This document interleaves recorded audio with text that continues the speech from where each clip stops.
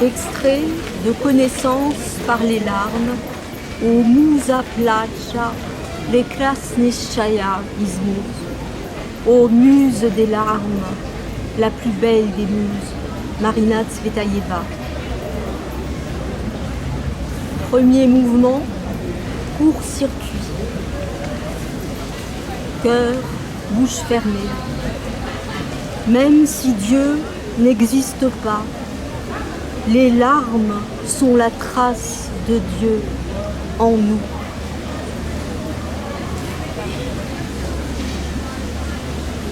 Or, marcher mordu à la moelle par la mémoire, crâne rongé de souvenirs carnassiers, bracelet de ronces autour des jambes, écharde de violon fichée dans l'os, et coups profonds et sourds de la douleur, seul diapason dans la nuit de la tête.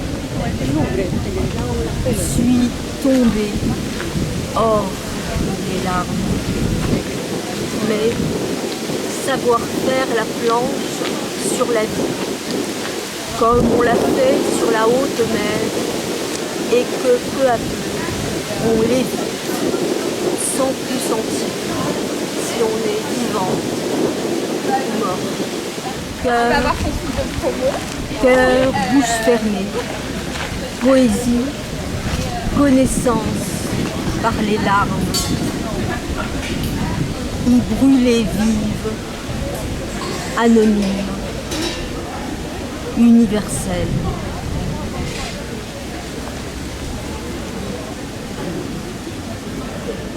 Deuxième mouvement, les larmes du large.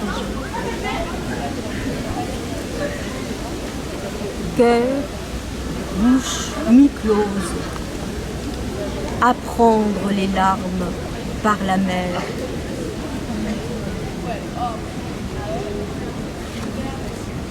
Les larmes du large, se réveiller tôt avec dans la tête le contraste de couleurs intenses, longtemps médité la nuit, entre le mauve du bougainvillier et le bleu de la mer. Descendre au plus vite vers le bleu, derrière les grands pins parasols, là d'où vient l'odeur d'iode mêlée d'algues, apportée par le vent. S'approcher pieds nus du bord de la mer pour écouter, au milieu des mouettes et des martinets, la lalation du large. Pressentir que l'écume cherche à dire quelque chose, mais quoi? S'agenouiller sur le sable mouillé et poser avec douceur l'oreille au-dessus de l'écume, à l'endroit où elle est le plus délicatement oscellée de lumière. Croire soudain entendre, dans les interstices entre les grains de sable, les glossolalie de l'écume, balbutier glissando, larmes du large, larmes du large, larmes du large. Entrer dans la mer de jouvence, nager, nager à brasse lente vers l'immensité indigo du large, nu par l'imminence d'une révélation, jusqu'à épuisement et perte de vue de la côte corse dans les brumes de chaleur tournoyantes. Aimer la mer pour la façon qu'elle a de pleurer d'écume de tout son sou. Apprendre les larmes par la mer. Leçon de vie, se tourner toujours vers le large. À la tombée de la nuit, sur les vagues peu à peu constellées d'astres, croire un instant les entrevoir, ces larmes du large, dans la chute silencieuse d'une étoile filante à la surface de l'eau. Avoir la même révélation illusoire à la vue des traînées de pleine lune argentée sur les ridules de la mer. Nager, nager encore, de jour, de nuit, dans les rêves, dans les cauchemars, jusqu'à comprendre peut-être le secret. Les larmes du large sont celles de Dieu. Il pleure l'absence d'amour et cicatrise au large, même si elle n'existe pas. Ou est-ce parce qu'elle n'existe pas? Il faut chercher les larmes du large. Troisième mouvement, musique des larmes. Cœur, bouche, mi-close. Musique, ce que pourrait être Dieu.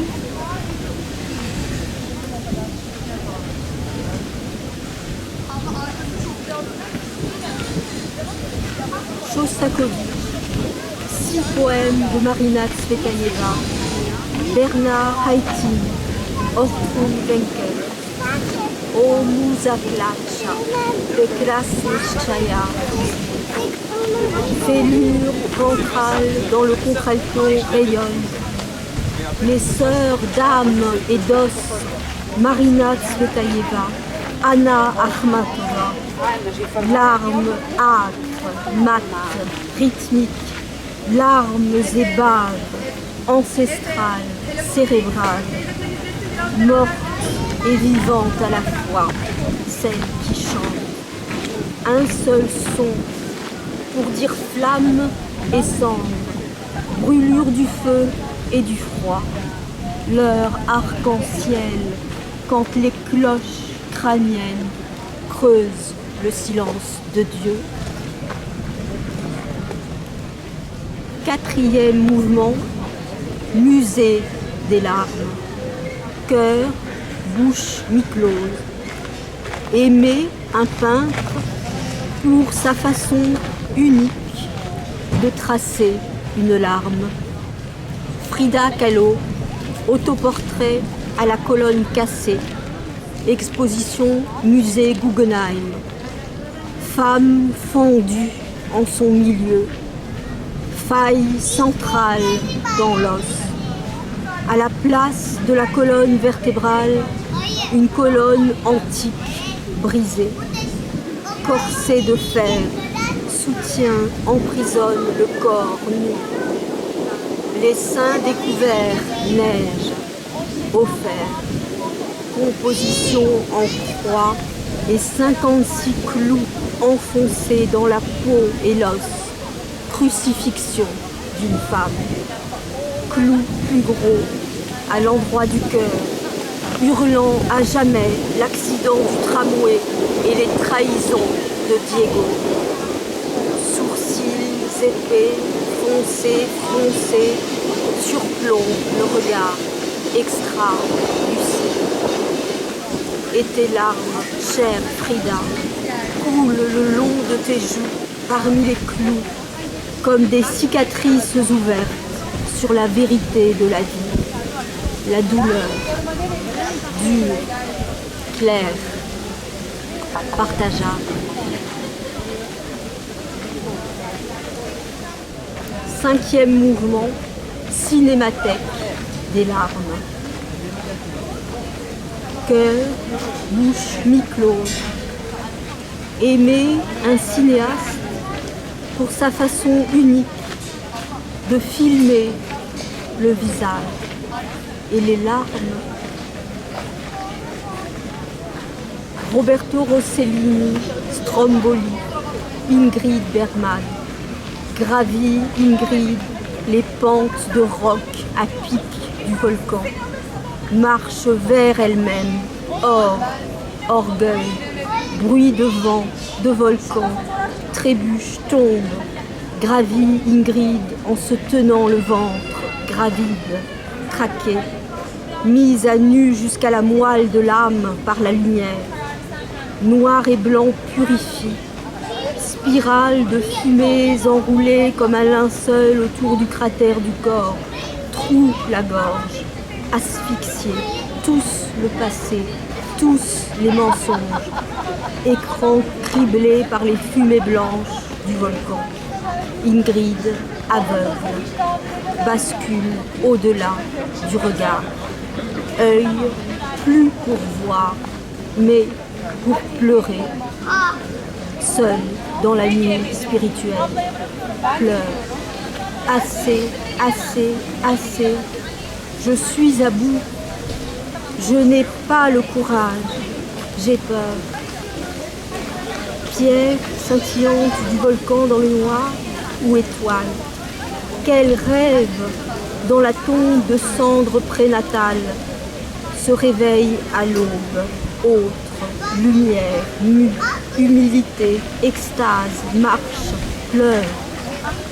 Pas les mêmes larmes, plus de détresse, mais de joie. Oh mon Dieu, quel mystère, quelle beauté. Rossellini, sourcier du feu, phénix, plongé de caméra, crucifie le corps au sol du volcan. Contre-plongée, le délire, l'offre au ciel. Mon Dieu, aidez-moi, donnez-moi la force et le courage. Ô mon Dieu, Dieu de miséricorde. Rossellini, qui es-tu? Athée, croyant, volcan brûle tous les noms, concept calciné. Rossellini, derviche, danse sur la crête des contraires.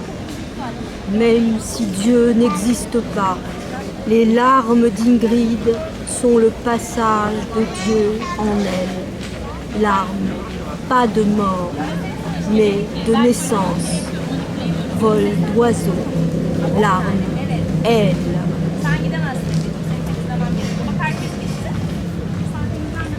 Sixième mouvement, être écrit. Cœur, bouche ouverte. Moi, arbre, foudroyé, calciné, bois, mort, décapité, refleuri en poème. Éprouver la nécessité pour simplement être, d'écrire un poème à la torsion, corps à corps avec les mots, jusqu'à ce qu'ils se tordent, défier les mots jusqu'à ce que leur torsion et contre-torsion défassent ce nœud coulant, la vie. Se confier aux morses de l'os, le faire crier, choc et spasme dans la glotte, bave les larmes par torsion de langue, puis légère, oublier la torsion, planer hors la langue. Poème, terrier des larmes de tous.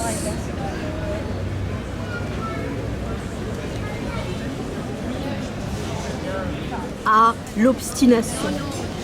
Poésie, obstination. Ça insiste en moi. Par l'âpre des larmes. Quoi? Une voix. Exposée, obsessionnelle. Plus vie oppressante. Plus poésie obstinée. Os sur le qui-vive. Urgence, hurler. Obstination, que rien n'apaisera, même la mort. Écrier encore, morte. A San Fruttuoso, au Cinque Terre, au poème avorté. Avoir été longtemps comme James l'enfant de To the Lighthouse de Virginia Woolf. Mère lui promettait le phare, mais toujours pour demain. Yes, of course, if it's fine, tomorrow. S'être entendu promettre si souvent, San Fruttuoso, les Cinque Terre, avoir attendu tant d'été, avoir cru pouvoir là-bas écrire un poème plus beau. Et quand, avec ta Fiat 500 bleu azur, le visage barbouillé de murs maraudés entre les serres, tu m'y as enfin mené, caméra à l'épaule. Tout est allé si vite, tout est allé trop vite. San Fontourzo, l'abbaye sur la plage, les deux cloîtres superposés, la crypte abritant les tombes des Dorias veinées de noir et blanc, tournait au-dessus des vagues comme un oiseau insaisissable. Nous nagions sous l'abbaye, les mains jointes transparentes. Nos corps, fous de lumière, ont-ils seulement su aimer? Et les Cinque Terre, leur couleur claire dans le roc, leurs falaises tourmentées spiralantes, autres oiseaux de mer échappés. Nos corps fous de lumière ont-ils seulement su aimer? Tout est allé si vite, je n'ai ramené de là-bas aucun poème. Mauvaise poète, ne sachant ni écrire, ni aimer. À ces occasions manquées, à ces poèmes avortés, je dédie en passant les graffitis griffonnés aujourd'hui. Loques d'azur. 7e mouvement, celle qui neige. Cœur, bouche ouverte. Ne pas pleurer, neiger. Sécrétion de quel inconnu? À l'intervalle. Ceux qui restent, bruit et lui, par la grâce de l'intervalle léger entre deux mots, dans la vie et la poésie,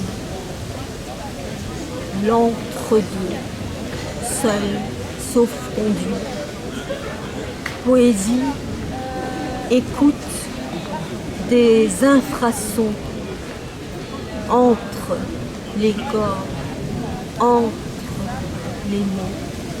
Poésie, là où la cathédrale intérieure, en équilibre sur l'intervalle, ne pleure plus. Mais soudain, neige.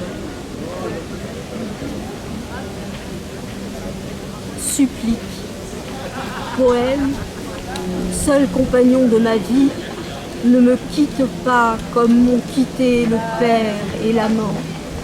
Que toi et moi, brisés, enlacés, écoutions à jamais, craquer dans le noir les ossements du piano muet et crisser dans le ciel les zigzags du rien.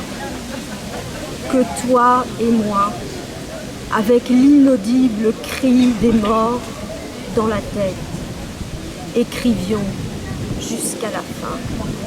Reste éveillé avec moi à tâtons jusqu'au bout de cette insomnie ivre, lucide qu'est la vie, et que peut-être, par le frisson de nos caresses, nous pleurions un jour ensemble de la neige.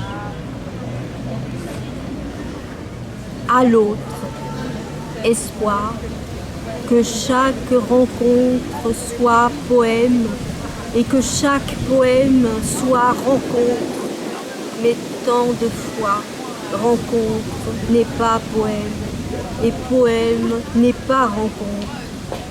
Comment vivre le manque et la brume où se tenir debout? Plus que l'achever, aime l'ébauche légère, le mot maladroit, gauche, qui tremble dans la main, coupée, tendue, moignon d'amour.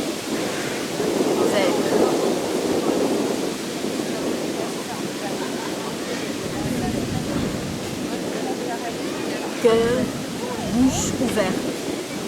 Celle qui neige tient tête au néant.